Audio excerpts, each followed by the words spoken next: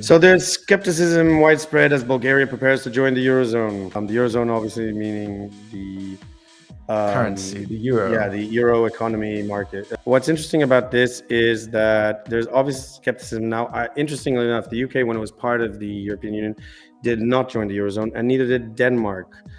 There might be other countries that haven't yet too, but there was valid reasons for this because, ironically enough, before the euro was introduced, there was a man who warned about the Eurozone.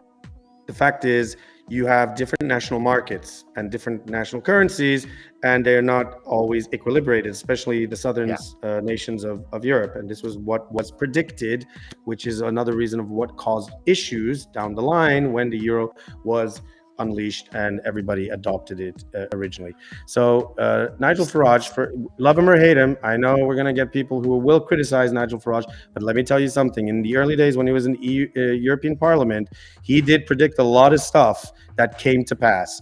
And one of these was back in the day, like where he talked about the euro. So I would like to play that. Just before we play it, I just want to say that within Europe, there are a lot of different countries, and these different countries have different industries. And within the industries, people get paid differently, and there were different exchange rates.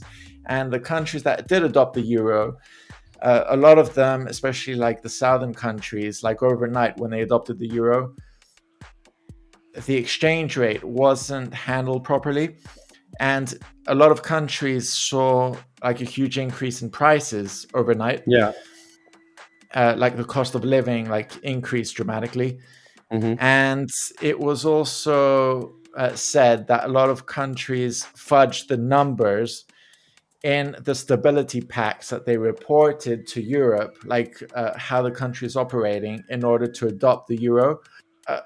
And they found out just exactly when they adopted the euro currency that something wasn't right. But so on the one hand, it was the people who the organization who accepts the people into the Eurozone, but it was like the people who check these reports, the stability pact.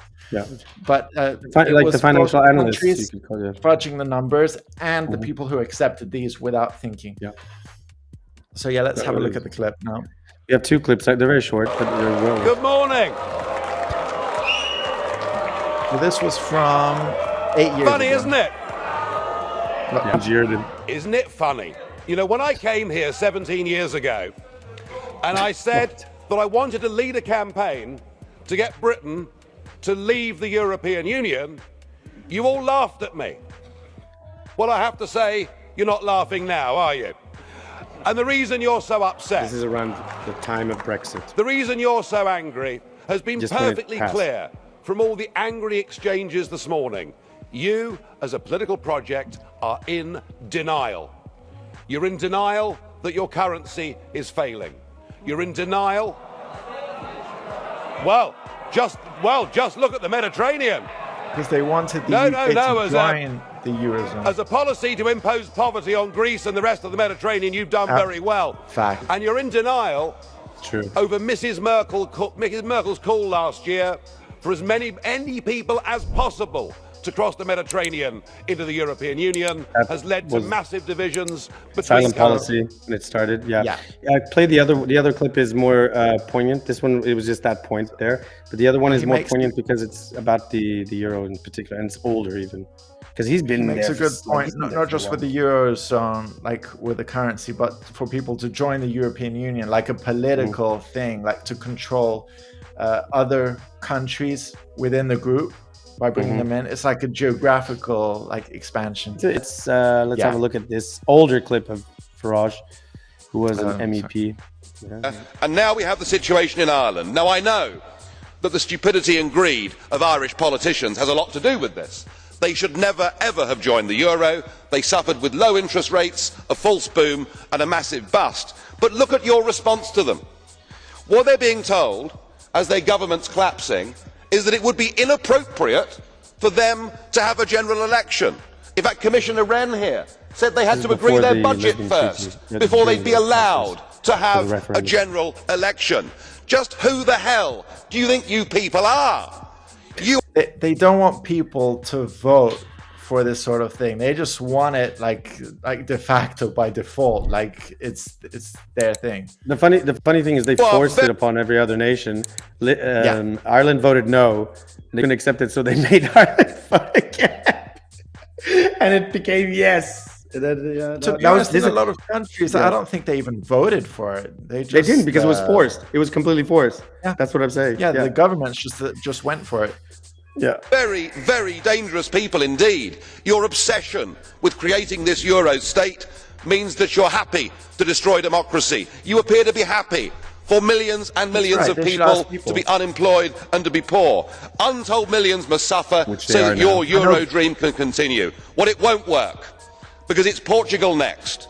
With their debt levels of 325% of GDP, they're the next ones on the list. And after that, I suspect it'll be Spain. And the bailout for Spain would be 7 times the size of Ireland. And at that moment, all of the bailout money has gone. There won't be any more. But it's even more serious than economics. Because if you rob people of their identity, if you rob them of their democracy, then all they are left with is nationalism and violence. Interesting he says that, right? Because that's now what we're seeing the mainstream media propagate, claiming that now these parties and stuff are pushing. It's so fascinating that this was back in 2011 or something that he was talking about this already. That's why I find it so fascinating. Like when you can, and that's the thing about us here at NTV, because you have people like myself and Edge who recall stuff. I recall a lot. I remember how the whole EU thing developed from the beginning. I also know how a lot of these personalities online, from Tim Pool to Lauren Southern to the whole 9 yards, how they've developed. Edge does too. We've been in it for a long time. We've seen it. So that's why we have a very particular position with this stuff. And that's why we know better not to. Right.